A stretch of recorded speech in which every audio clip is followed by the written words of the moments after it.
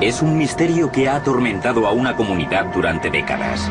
La noche del 4 de octubre de 1967 se vio caer algo extraño en Shag Harbor, en Nova Scotia. Los casos como el de Shag Harbor son muy poco convencionales, no se explican con facilidad. Había algo en el cielo que se encendió. Tenía las luces encendidas y se cayó. Hay docenas de testigos oculares, pero ninguna explicación. Mucha gente vio caer algo al agua y nadie ha sabido darle un nombre o explicar su causa. Los pescadores locales, los guardacostas y los buceadores de la Armada lo buscaron, pero fueron incapaces de encontrar pruebas de un accidente. No podíamos creernos que no hubiese nada, no había escombros, ni siquiera una lata. Fue algo que nunca había pasado antes. No sabían qué pensar. El pueblo quedó sumido en un estado de incertidumbre, y sin una explicación oficial de las autoridades canadienses, empezó a extenderse el rumor sobre una tapadera del gobierno. La misión se vio rodeada de un gran secretismo, porque no nos contaron nada. Creo que todo el mundo tenía la sensación de que nos estaban ocultando algo, pero no sabíamos qué. Pero 25 años después, una investigación saca a la luz documentos clasificados del gobierno y hace públicas unas sorprendentes revelaciones. Lo que me molesta es que nos están tratando como niños y se supone que no deberíamos saber esto. Es uno de esos casos que define qué es un ovni. En la siguiente hora, testigos oculares, investigadores de ovnis y documentos oficiales recientemente desclasificados arrojarán nueva luz sobre el caso de ovni más misterioso y completo de la historia de Canadá. UFO Files. El Roswell de Canadá.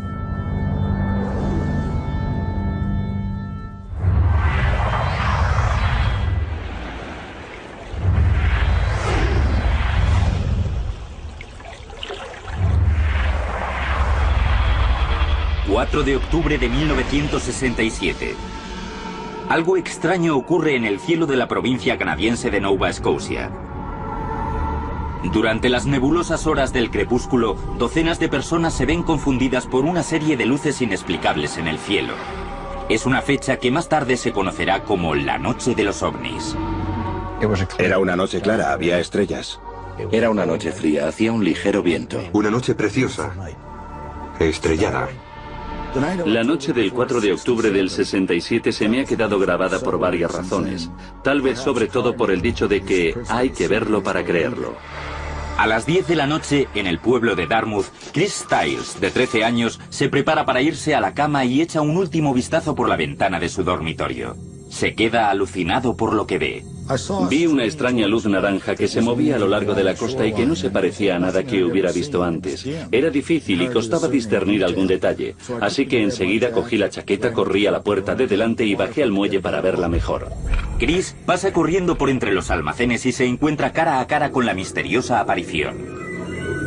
Cuando llegué al muelle comprobé que lo que había visto era una esfera naranja de unos 20 metros de diámetro. Era del color de un atizador de fuego cuando lo dejas en la chimenea mucho tiempo. Flotaba a lo largo de la costa, a unos 3 metros sobre el agua, y no hacía ruido. Me entró miedo y entonces me marché corriendo. Mientras Chris huye de la zona, el objeto recorre la bahía, pero la impresión inicial le deja una huella indeleble. Con 12 años, supe lo que era el miedo por primera vez en mi vida. El encuentro de Chris Stiles con el OVNI es solo el preludio de una oleada de avistamientos que se producen en Nova Scotia esa noche. Una hora después, el pequeño pueblo pesquero de Shag Harbor, en el extremo sur de la península, comienza a experimentar avistamientos similares. El pescador de 18 años, Lori Wickens, se dirige a casa con 3 amigos cuando algo raro en el cielo capta su atención. Atravesamos Shag Harbor, camino de Woods Harbor. Y nada más pasar la oficina de correos, miramos por la ventanilla y vimos una luz. Luego se encendieron 2, después 3 y luego 4. Parecía que volaban al mismo nivel y tenían un color naranja amarillento. Mientras conduce hacia el oeste por la carretera 3, Wickens intenta no perder de vista las luces. Pero los silenciosos objetos empiezan a descender en un ángulo de 45 grados y desaparecen tras los árboles del horizonte. Parecía que nos iban acompañando, pero cuando llegamos al pie de la colina las perdimos de vista. A unos pocos kilómetros de distancia, Norman Smith, de 18 años, se dirige a casa con un amigo a través de Bear Point Woods y observa algo similar en el cielo. Íbamos persiguiendo a unas chicas camino de casa y notamos que había unas luces en el cielo. La forma iluminada es lo bastante extraña como para hacerles echarse a un lado a mirarla. Paramos junto a la carretera y me bajé para mirar la luz. Estaba parada en medio del aire. Eran 5 luces y la más cercana al suelo parecía una luna llena. La segunda era más pequeña y la siguiente todavía más, y así progresivamente. No hacían ruido y no se oía nada. Smith observa las luces unos instantes y su curiosidad se transforma en preocupación. Estaba asustado porque no sabía lo que era. En mi vida había visto nada igual. En esa misma carretera, Lori Wickens y sus amigos siguen persiguiendo el extraño objeto. De repente, ven un resplandor brillante y escuchan un silbido como de una bomba al caer. Creen que puede haber caído en la bahía y se apresuran a acudir a ese lugar. En cuanto llegamos a lo alto de la colina vimos luz en el agua. Pensamos que podría ser un avión. Wickens aparca en un aparcamiento vacío junto a la costa para verlo mejor. La luz de la bahía parecía media esfera de color amarillento y vagaba por la ensenada.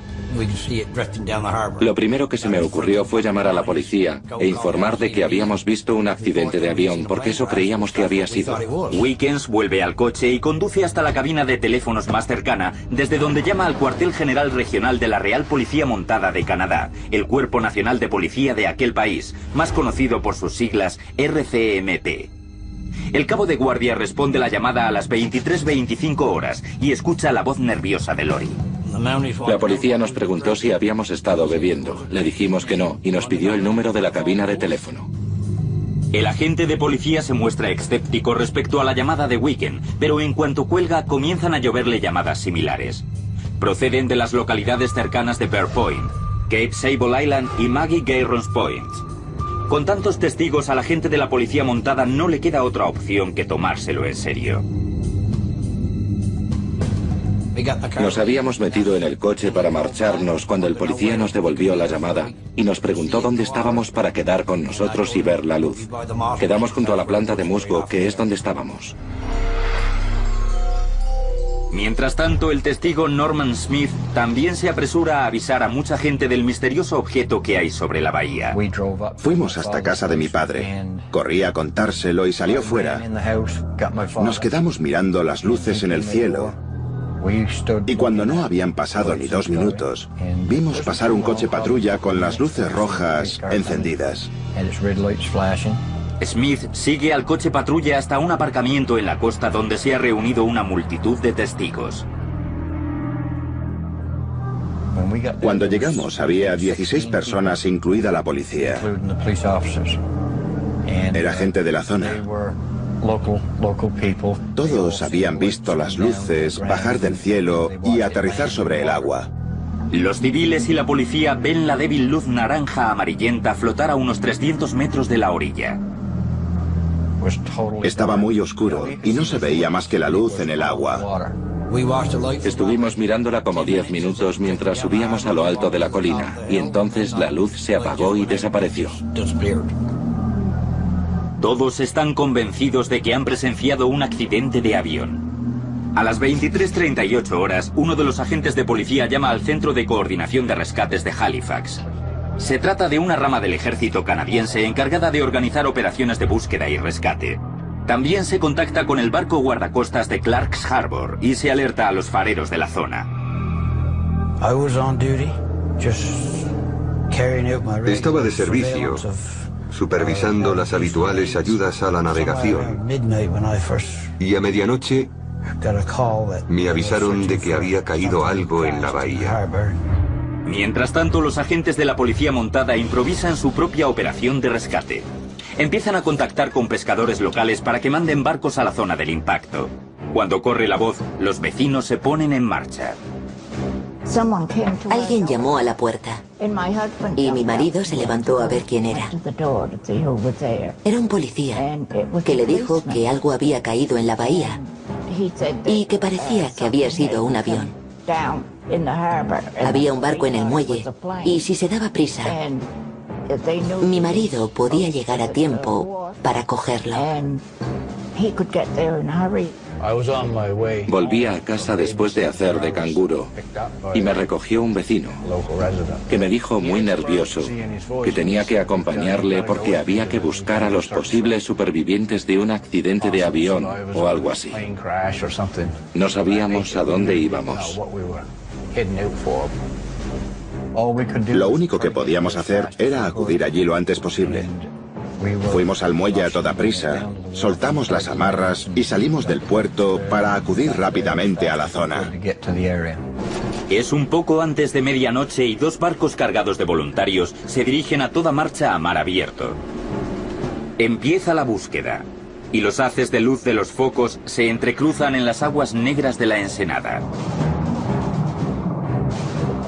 Nos pusimos a buscar escombros en el agua.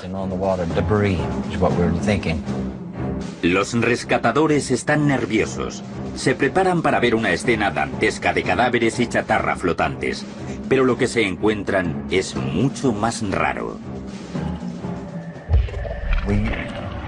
Nos encontramos una espuma naranja en el agua. Espuma con burbujas. Había un rastro de espuma muy largo flotando en el agua y no sabíamos lo que era. Los pescadores se dan cuenta de que la misteriosa espuma está relacionada con lo que quiera que haya caído al agua. Norman Smith intenta coger una muestra de la extraña sustancia. Rodeamos la espuma con el barco y luego volvimos. Cuando llegamos cogí una red pequeña y la metí en el agua para coger espuma. Pero cuando la saqué del agua no había nada.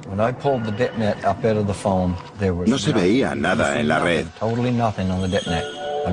Llevo toda mi vida pescando y nunca había visto nada igual. He estado en ríos, lagos y en el mar, y nunca he visto una espuma parecida en el agua.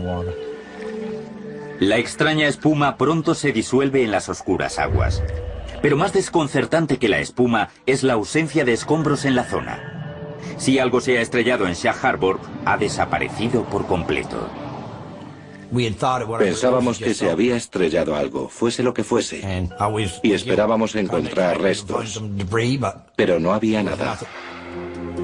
Estuvimos toda la noche en la zona, buscando en círculos y buscando restos o lo que fuera en el agua, pero no encontramos nada. No había ni una lata. Los responsables del Centro de Coordinación de Rescates de Halifax comparten el desconcierto con los pescadores. El Centro de Coordinación de Rescates se pone al habla con el Centro de Control del Tráfico Aéreo en Moncton, Nueva Brunswick, y el Centro de Control NORAD, Mando de Defensa Aeroespacial Norteamericana de North Bay, en Ontario, para comprobar si ha desaparecido algún avión de pasajeros, de carga o militar.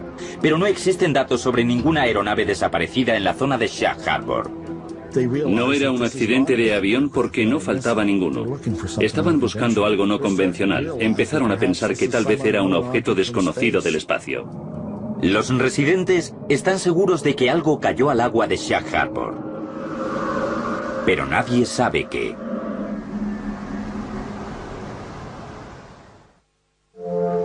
Shag Harbor es un pequeño pueblo pesquero en el extremo sudoeste de Nova Scotia. Es tan pequeño que en algunos mapas ni aparece. Pero todo cambió el 4 de octubre de 1967. Varios vecinos informan de lo que creen que ha sido un accidente de avión en la bahía. El avistamiento desencadena una cadena de sucesos que serán noticia de primera plana en todo el mundo. Horas después de los primeros avisos, pescadores locales, agentes de policía y guardacostas registran las aguas de la bahía durante toda la noche, pero no encuentran restos de nada. Cuando al día siguiente sale el sol, la comunidad está sumida en la incertidumbre y la aprensión. Creo que esa noche todo el mundo tenía la sensación de que nos estaban ocultando algo. El rumor de que no se han hallado restos corre rápidamente. Como las autoridades no proporcionan información, las especulaciones se extienden como la pólvora.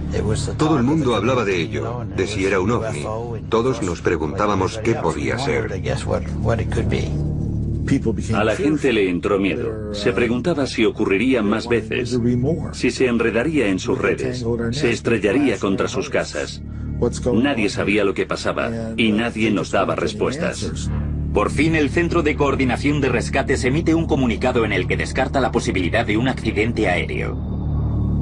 A las 10:20 horas del 5 de octubre, el centro envía un telex con el sello de prioritario al cuartel general del ejército canadiense en Ottawa. El mensaje describe los avistamientos de los habitantes de Shag Harbor y los agentes de la policía montada. Se refiere como objeto oscuro a lo que se vio en la bahía. Y lo que es más importante, etiqueta al objeto como un ovni. Es curioso que fueran las autoridades que lo buscaban las primeras que emplearan el término ovni, y no los testigos oculares. La tarde del 5 de octubre, el avistamiento ya se ha convertido en asunto militar. Tras examinar el telex del Centro de Coordinación de Rescates, el jefe de escuadrón William Bain envía un mensaje urgente al mando de la Marina canadiense de la costa atlántica en el que recomienda una búsqueda submarina inmediata de la zona. Si el misterioso objeto oscuro no dejó nada flotando en la superficie, tal vez los buceadores encuentren algo bajo el agua. El alto mando naval responde y envía un equipo de buceadores de la unidad de buceo de la Marina en Halifax. Llegan el 6 de octubre y comienzan a lanzarse desde la cubierta del guardacostas 101. En los pueblos pequeños como este circulaban montones de rumores. Y cuando apareció la Marina con buceadores, supimos que nos habían tomado en serio, porque mucha gente había visto lo que pasó en el cielo. Los buceadores delimitan una zona de bahía de unos 800 metros de ancho por 2,4 kilómetros de largo. Llegaron a la zona y empezaron a efectuar búsquedas en áreas cuadradas marcadas con una boya anclada al fondo. En Nueva Escocia la visibilidad bajo el agua es muy limitada porque hay mucho plancton, se reduce a unos 6 metros como mucho. Fue una búsqueda con poca tecnología, con buceadores linterna en mano. No nos dejaban ni acercarnos a la zona. Podíamos ir hasta allí en barco, pero había que mantenerse alejados de donde buceaban. Mientras los buceadores rastrean las profundidades de la bahía, el pequeño pueblo pesquero se convierte en un objetivo mediático. El 7 de octubre llega un equipo de la televisión pública canadiense para grabar a los buceadores en acción. Estos son imágenes auténticas de ese reportaje. Los principales periódicos canadienses también publican los extraños sucesos. Entre los primeros en informar de la noticia se encuentra el periodista Ray McLeod del periódico Chronicle Herald de Halifax. Yo era uno de los reporteros de guardia esa noche en el Chronicle Herald. El editor me llamó y me dijo que habían avisado de que algo había caído en la bahía y mucha gente lo había visto, incluso la policía montada. El periódico quería averiguar qué se había estrellado. Pero cuando McLeod intenta descubrir lo que ha pasado, nadie le da una respuesta. Empecé a investigar los datos de la policía montada y el centro de rescate y no tenían ni idea de lo que era. No faltaba ningún avión. Nada había desaparecido de la pantalla de radar en esa zona. Estaban desconcertados. La falta de información que rodea el incidente despierta la curiosidad de McLeod, que inicia su propia investigación. Siempre que no se sabe algo, te pica la curiosidad. Te preguntas por qué nadie sabe nada. El ejército y todo el mundo decían que no tenían ni idea, que no habían encontrado nada. Entonces utilicé uno de mis contactos en el ejército para obtener un número de teléfono en Ottawa. La fuente de McLeod le remite al jefe de escuadrón William Bain, de la División de las Reales Fuerzas Aéreas Canadienses, que estudia los fenómenos ovni. La respuesta de Bain al incidente de Shag Harbor es sorprendente. Según había oído hasta ese momento, parecía uno de los pocos casos en los que existen datos concretos. Y esa fue la frase que ocupó los titulares del periódico. El 7 de octubre de 1967, el artículo de McLeod aparece en la portada del ultraconservador periódico Chronicle Herald. A McLeod le sorprende tanto como a todo el mundo. Cuando lo publicaron reaccioné diciendo, Dios mío, ¿qué he hecho? Nunca había esperado ver ese titular tan sensacionalista.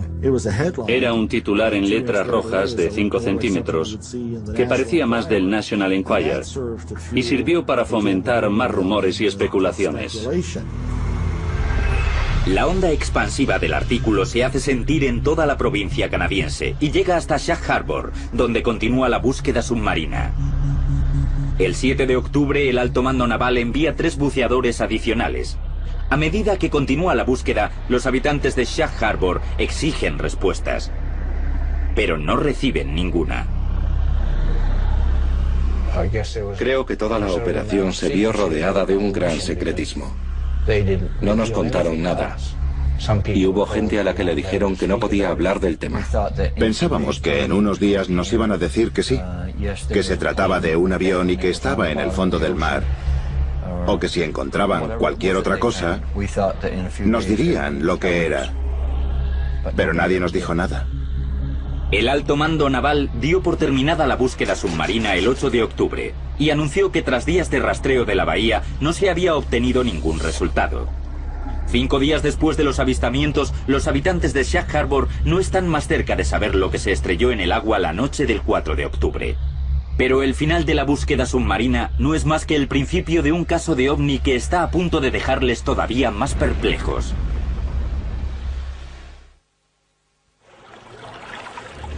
Octubre de 1967. Después de que docenas de testigos vieran caer algo en la bahía de Sag Harbor, en un extremo de Nova Scotia, los pescadores locales peinan las aguas en busca de pistas y los buceadores de la Marina rastrean bajo la superficie. Pero la Armada canadiense cancela abruptamente la búsqueda sin explicación alguna y deja a los habitantes del pueblo intrigados y preocupados. Muchos pensábamos que era una tapadera de algo. Porque dedicar tanto tiempo y esfuerzo y luego no decir nada es como aparecer un día y desaparecer al otro. Como nadie proporciona respuestas, los rumores se disparan. Circulaba el rumor de que habían encontrado algo. A veces parecía que estaban sacando cosas del fondo del mar. El que mandó a los buceadores a la zona tuvo que admitir que habían sacado algo que envolvieron debajo del agua. Lo envolvieron bajo el agua para mantenerlo en secreto. La especulación era creciente, pero la especulación siempre crece cuando no se dan explicaciones. Durante los años 60, los ovnis y otros fenómenos inexplicables a menudo se relacionan con la Guerra Fría. La carrera nuclear entre Estados Unidos y la Unión Soviética está en su punto álgido. Las dos superpotencias intentan sobrepasarse continuamente mediante la última tecnología militar. En el Atlántico Norte son comunes las maniobras secretas. Esa atmósfera sobrecargada genera una ansiedad que intensifica las preocupaciones sobre el incidente. Todo el mundo lo tenía en mente, porque fue unos años después de la crisis de los misiles cubanos y esto añadió leña al fuego. La gente empezó a inventarse teorías, que si era un aparato secreto estadounidense, un avión, un satélite que había caído al agua, o quizá un objeto ruso. El reportero nocturno Ray McLeod ayuda a difundir la noticia publicando un artículo en la primera página del periódico Chronicle Herald de Halifax. Pero cuando se dispone a continuar la historia, recibe una noticia sorprendente y descorazonadora. En mi máquina de escribir me encontré una nota para que fuese a ver al director. Me dijo que no continuase con la historia, que era mejor que se encargase un periodista diurno porque durante el día era más fácil hacer contactos y querían estudiar el tema exhaustivamente. Le dieron la historia a David Bentley y me la quitaron. McLeod afirma que Bentley se puso al habla con científicos y académicos para rebatir la teoría del ovni. Habló con personas que rechazaban esa teoría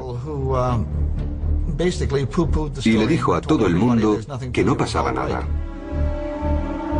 Una de las principales fuentes de Bentley es uno de los mayores opositores a la teoría de los ovnis de Canadá, un astrónomo, el padre Bert Gaffney. El difunto padre Michael Berg Gaffney era un sacerdote jesuita, astrónomo y escéptico sobre los ovnis. Le interesaba muy poco lo que pudiera significar el fenómeno ovni y lo menospreciaba en sus declaraciones a la prensa. En una conferencia pública poco después del avistamiento de Shag Harbor, el padre Bert Gaffney intenta obviar cualquier preocupación sobre lo ocurrido esa noche, arguyendo que el 94% de los avistamientos de ovnis pueden explicarse mediante meteoritos, simples espejismos y otros fenómenos naturales. Ante las declaraciones de los escépticos en materia de ovnis, MacLeod se pregunta qué ha sido del jefe de escuadrón William Bain, su fuente del ejército canadiense, que le informó de que podía haber algo concreto en el incidente de Shag Harbor. Le pregunté a Bentley por qué no entrevistaba a Bain y me dijo que le habían dicho que ese hombre no existía, ni tampoco esa división de las fuerzas aéreas, y que olvidase esa vía de investigación. ¿Está cediendo el Chronicle Herald a la presión del ejército canadiense? MacLeod se da cuenta de que el enfoque de la historia que él planteó no volverá a publicarse nunca en un periódico. Me sentó muy mal no poder utilizar mi talento y mis contactos y mi creencia en que la gente tiene derecho a saber la verdad, para seguir investigando hasta descubrir algo. Un periodista se siente vacío cuando le dicen que tiene que hacer eso, pero a veces tiene que hacerlo.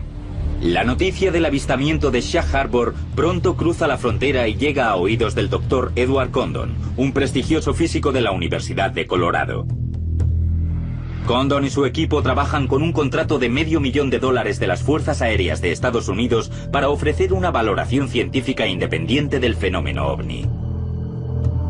El informe Condon tenía como objetivo recoger una serie de casos prácticos tanto en Estados Unidos como en el ámbito internacional para decidir si las fuerzas aéreas de Estados Unidos debían seguir investigando el fenómeno ovni. Y el incidente de Shag Harbor les llamó la atención. Tenían fondos abundantes y un equipo de renombre. Pero según el testigo ocular Chris Stiles, ni Edward Condon ni su equipo dedicaron demasiado tiempo ni esfuerzo al caso de Shag Harbor. Le pasaron el caso a un ingeniero eléctrico llamado Norman Levine, que hizo unas cuantas llamadas al cuartel general de la policía montada en Ottawa y al alto mando naval, quienes le aseguraron que ya se había llevado a cabo una investigación exhaustiva y completa.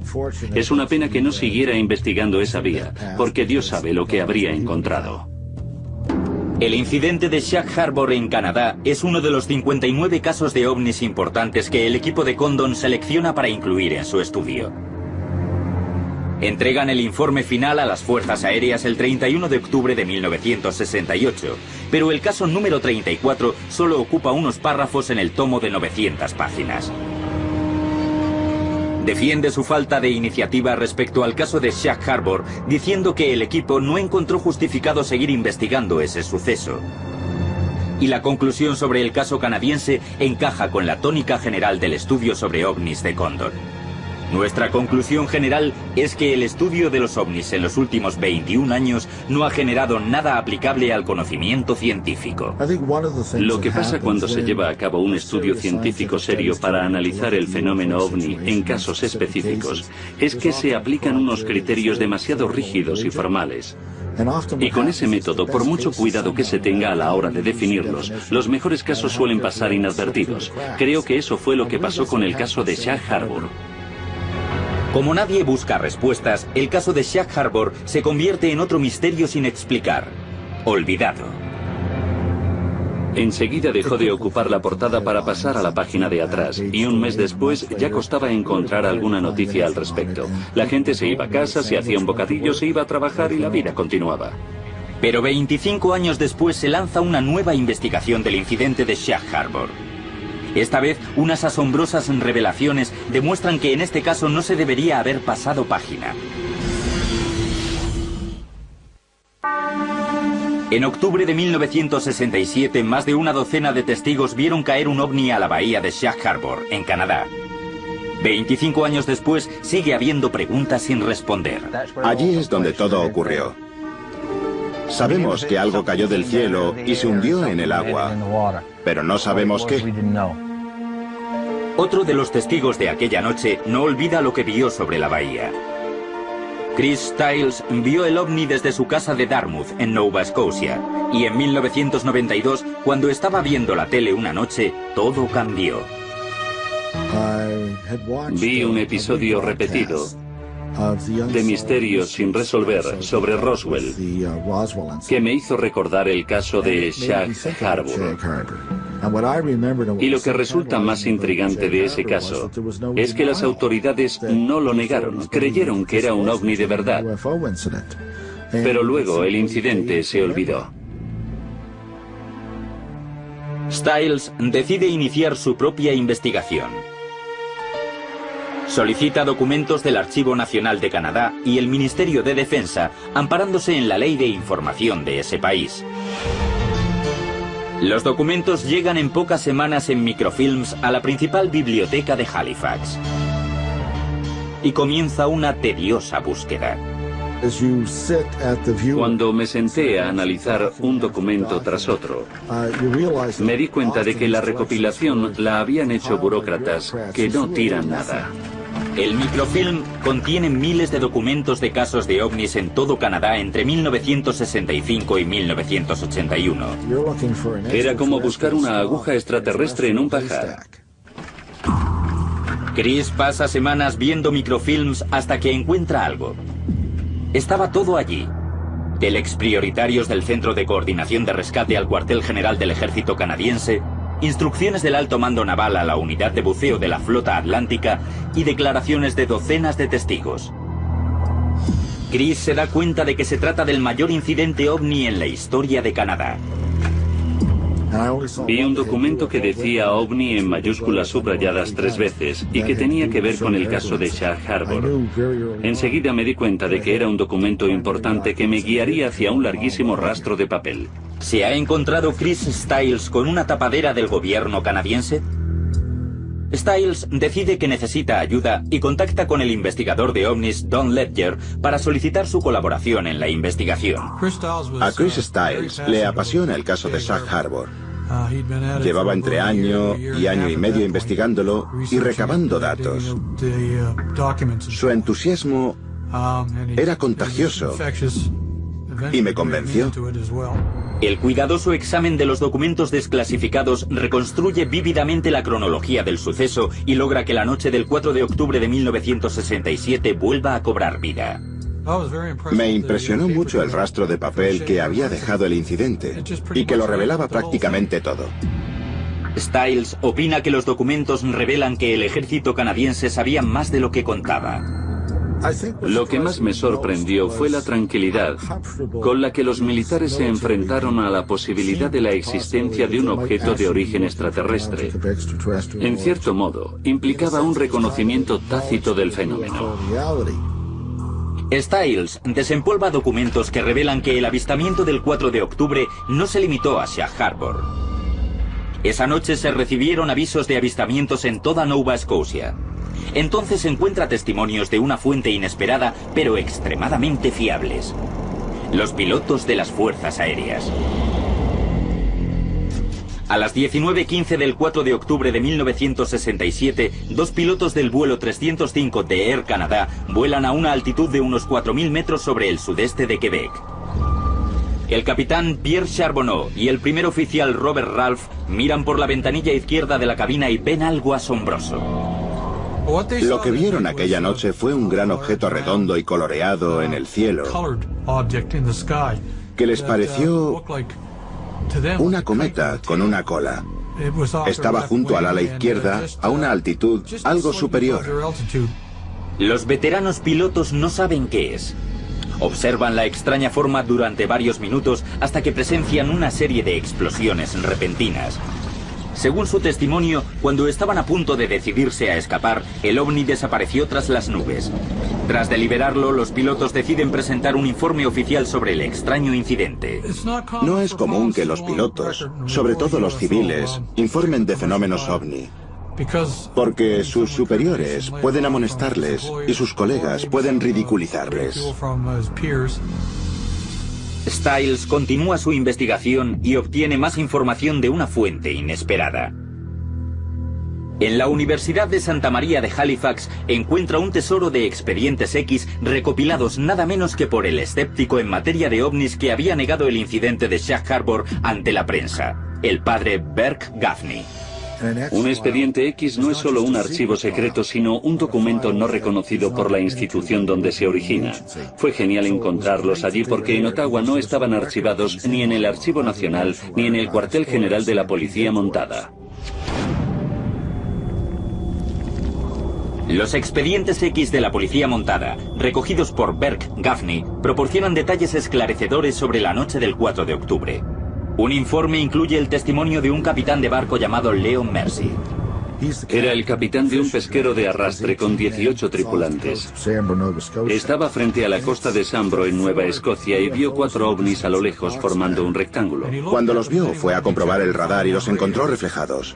Pero el informe de Mercy contiene algo más desconcertante. Una referencia a otra búsqueda submarina efectuada en Shelburne, a unos 50 kilómetros al nordeste de Shag Harbor. La declaración de su expediente X dice que tal vez fuera lo mismo que estaba buscando en Shelburne o Shag Harbor. Así que parece que se llevó a cabo una segunda búsqueda simultánea. ¿Viajó hasta allí el ovni desde Shag Harbor después de estrellarse? Casualmente el pueblo de Shelburne acoge también una antigua base militar canadiense. ¿Estará relacionada con el secretismo que rodea el incidente de Shag Harbor? De hecho, durante los años 60, las instalaciones de Shelburne se denominaban oficialmente Instituto de Oceanografía, aunque su verdadera finalidad se pierde entre las intrigas de la Guerra Fría. En su día fue un sitio de escucha de alto secreto para rastrear movimientos de submarinos soviéticos en el Atlántico Norte para la Marina estadounidense. Los submarinos soviéticos podían llegar al Atlántico desde Rusia y allí había unos micrófonos que recogían los ruidos del motor y del casco de los submarinos que entraban. Los datos se introducían en un ordenador que los comparaba con los demás para comprobar si ese submarino después salía. ¿Utilizaron las autoridades canadienses la tecnología de rastreo de submarinos para buscar un ovni sumergido? ¿Registró la Marina en secreto las aguas de Shelburne mientras todas las miradas se centraban sobre Shag Harbor? Para continuar su investigación, Stiles trata de localizar a quien mejor lo puede saber, los buceadores que sondearon las profundidades de la bahía.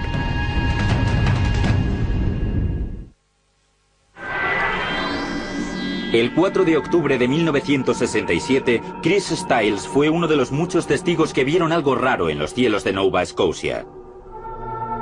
Ahora está tratando de descubrir qué fue. Ha desvelado documentos oficiales del gobierno que indican que el ejército canadiense estaba involucrado en una intensa búsqueda de un ovni que aparentemente se había estrellado en Shag Harbor. Las autoridades canadienses afirmaron que no se encontró nada. Pero Stiles sospecha que los buceadores pueden tener la clave del misterio. Varios no quisieron hablar, pero unos pocos sí. Y contaron un relato muy interesante que iba mucho más allá de lo que aparecía en los recortes de periódico. 9 de abril de 1993. Uno de los buceadores accede a entrevistarse con Chris a cambio de que su identidad sea mantenida anónima. Stiles se queda conmocionado cuando el buceador le dice que sí encontraron algo bajo el agua, pero no en Shag Harbor. Me explicó que cuando los buceadores llegaron a Shag Harbor, ya sabían que el objeto no estaba allí. De hecho, se había depositado sobre el lecho marino a 40 kilómetros del lugar, en Government Point, cerca de la base de Shelburne.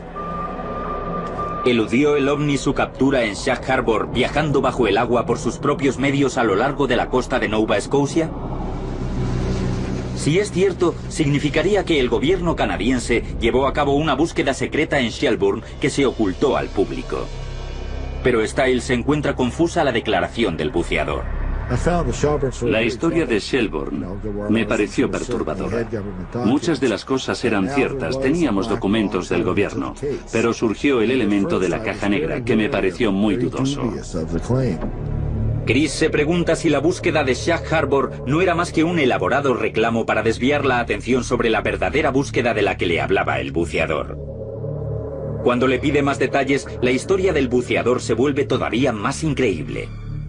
Cuando los buceadores llegaron a Shelburne, no solo encontraron un objeto, sino que también hallaron un segundo objeto que servía de apoyo al primero. Yo ya no sabía cómo tomarme el asunto. Sobrepasaba el incidente de Shag Harbor. El buceador informa a Stiles que una flotilla estadounidense y canadiense estuvo anclada sobre los dos objetivos de Shelburne y supervisó su actividad. Me dijo que cuando él y su compañero bajaron, le sorprendió ver que todavía había actividad, e incluso seres. Cuando bajaron al fondo, vieron a las criaturas de un objeto prestando ayuda al otro objeto. La historia del buceador canadiense no acaba aquí. Dice que la flotilla de la Armada observó a los dos ovnis durante 7 días. De repente, la operación se vio interrumpida porque un submarino ruso penetró en aguas territoriales canadienses.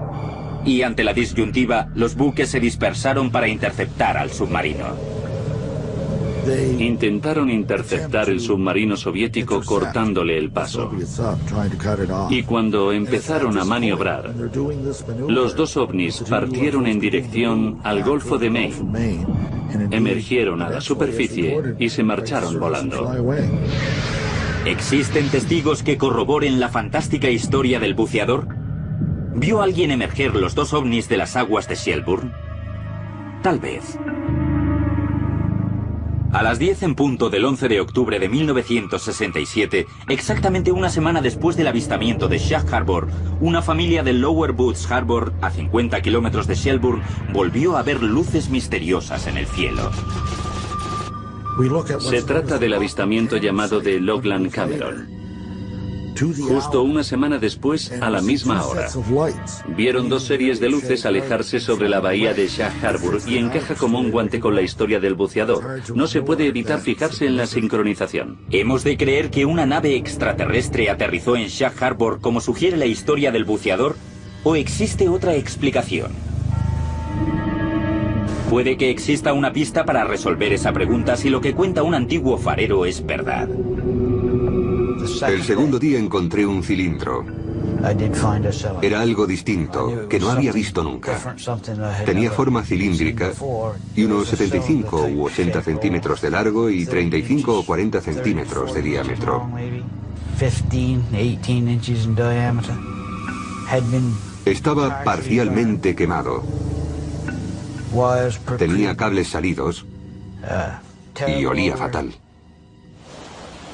Tras encontrar el cilindro en las rocas de la costa de la isla de Bon Portage, Banks se lo notificó al Ministerio de Transporte, que le dijo que lo empaquetase con cuidado y se lo entregase a un oficial de la Marina estadounidense de Prospect Point Wharf. Tenía que hacerles mucha falta, porque el oficial vino desde Virginia. O eso me dijo. ¿Qué había dentro del cilindro que fuese tan urgente y tan secreto? En esa época ya trabajaba para el gobierno federal y no me siento cómodo respondiendo a esa pregunta. Es un misterio pendiente que invita a la especulación. Para algunos, las pruebas apuntan a experimentos militares secretos realizados durante la Guerra Fría. Mi teoría es que era un aparato experimental. Uno de los primeros que fabricaron y que se les fue de las manos. Yo creo que era un aparato de vigilancia que se estrelló o lo estrellaron. Mi opinión es que era un avión militar estadounidense. Otros afirman que algo que puede funcionar sobre y bajo el agua solo puede ser extraterrestre. Incluso ahora que existen aviones invisibles, no hay ningún aparato que sea a la vez aerodinámico e hidrodinámico. ¿Qué era ese objeto? Es lo que todo el mundo quiere saber siempre. Sea lo que sea, lo que cayó en la bahía esa noche estaba controlado por una fuerza inteligente y era de naturaleza extraterrestre. No se sabe si los documentos militares se desclasificarán algún día por completo. Si es así, arrojarán luz sobre este extraño incidente y tal vez expliquen de una vez por todas lo que ocurrió en Shag Harbor el 4 de octubre de 1967. Hasta entonces, nos quedaremos sumidos entre el misterio, la especulación y los recuerdos cada vez más lejanos de quienes vieron algo raro estrellarse en el mar esa noche. Todavía hoy sigo fijándome en el cielo para ver si veo algo parecido a lo que vi desde hace más de 30 años. Lo único que me gustaría saber es lo que era.